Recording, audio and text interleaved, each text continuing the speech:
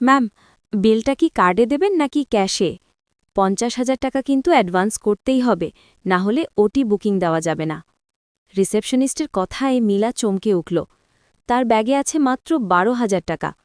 মায়ের হার্টে ব্লক ধরা পড়েছে, ইমার্জেন্সি অপারেশন দরকার।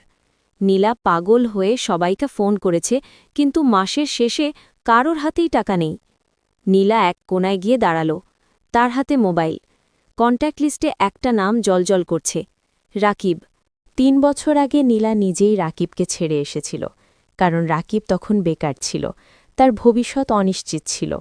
নীলা বলেছিল, তোমার সাথে ভাতের অভাব না হলেও স্বপ্নের অভাব হবে, আমি এভাবে চলতে পারব না। আজ রাকিব প্রতিষ্ঠিত, বড় সফটওয়্যার ফার্মের মালিক, ফেসবুকে তার ভেরিফাইড পেজ। নীলা জানে রাকিবের কাছে চাইলে 1 মিনিটেই টাকাটা পাওয়া যাবে, কিন্তু তার আত্মসম্মান বা ইগো কোনোটিই তাকে কল দিতে দিচ্ছে না। তাছাড়া রাকিব তাকে সব জায়গা থেকে ব্লক করে রেখেছে, ফেসবুকে, হোয়াটসঅ্যাপে, এমনকি ফোনেও। নীলা চোখের পানি মুছে তার বেস্ট ফ্রেন্ড তিশাকে ফোন করল। তিশা, তুই কি কোনোভাবে 50,000 টাকা ম্যানেজ করে দিতে পারবি? আমি কথা দিচ্ছি 2 মাসের মধ্যে শোধ করে দেব। মায়ের অবস্থা খুব খারাপ রে। তিশা ওপাশ থেকে কিছুক্ষণ চুপ করে থেকে বলল, তুই হসপিটালে থাক, আমি দেখছি কি করা যায়। 8 ঘন্টা পর তিশা হন্তদন্ত হয়ে হাসপাতালে ঢুকল, তার হাতে টাকার বান্ডিল। নে নীলা, এখানে 60,000 আছে, অপারেশনটা জলদি শুরু করতে বল। নীলা টাকাটা হাতে নিয়ে কান্নায় ভেঙে পড়ল। তুই আমার কত বড় উপকার করলি জানিস না, আমি ভাবতেই পারিনি এত তাড়াতাড়ি টাকাটা পাবি, কার কাছ থেকে ম্যানেজ করলি? তিশা একটু ইতস্তত করে বলল, আরে আমার এক কলিগ দিয়েছে, তুই ওসব বাদ দে, আন্টিকে দেখ আগে। অপারেশন সাকসেসফুল হলো, মা এখন কেবিনে, নীলা ফার্মেসিতে ওষুধ কিনতে গেছে। তিশা কেবিনে মায়ের পাশে বসা। তিশার ফোনটা বেজে উঠল, ও ওয়াশরুমে গেছে, তাই ফোনটা টেবিলের ওপর। নীলা ওষুধ নিয়ে ঝুঁকে দেখল তিশার ফোনে মেসেজ এসেছে, স্ক্রিনে নাম ভেসে উঠেছে, অ্যারোগেন্ট এক্স। কৌতূহলবশত নীলা মেসেজটা পড়ল। নোটিফিকেশন বারে প্রিভিউ দেখা যাচ্ছে। অপারেশন ঠিকঠাক হয়েছে তো? আর কোনো টাকার দরকার হলে আমাকে জানিও। তবে খবরদার, নীলা যেন না জানে টাকাটা আমি দিয়েছি। ও জানলে ওর আত্মসম্মানে লাগবে, টাকাটা ফেরত দিয়ে দেবে। প্লিজ দিশা, ম্যানেজ করে নিও। নীলার হাত থেকে ওষুধের প্যাকেটটা পড়ে গেল। এই নাম্বারটা তার চেনা, এটা রাকিবের।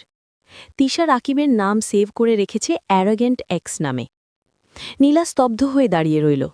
যাকে সে বেকার বলে ছেড়ে এসেছিল, যে তাকে সব জায়গা থেকে ব্লক করে রেখেছে বলে সে জানত, সেই ছেলেটাই আজ আড়াল থেকে তার মায়ের জীবন বাঁচাল। রাকিব তাকে ব্লক করেছে ঠিকই, কিন্তু নিজের জীবন থেকে ডিলিট করতে পারেনি। কিছুক্ষণ পর তিশা ফিরে এলো। নীলা ছলছল চোখে তিশার দিকে তাকিয়ে বলল, রাকিব টাকাটা দিয়েছে তাই না? তিশা চমকিয়ে উঠল। তুই জানলি কিভাবে? ও আমাকে ব্লক করে রেখেছে, কিন্তু আমার খোঁজ রাখা বন্ধ করেনি তাই না? তিশা দীর্ঘশ্বাস ফেলে বলল, শোন নীলা, রাকিব তোকে ব্লক করেছে ঘৃণা থেকে না, নিজেকে সামলানোর জন্য।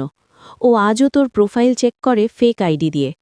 তোর মায়ের অসুস্থতার স্ট্যাটাসটা তুই ফ্রেন্ডস দিয়ে রেখেছিলি, কিন্তু ভুলে গিয়েছিলি তোর পুরনো একটা আইডিতে রাকিব এখনও অ্যাড আছে।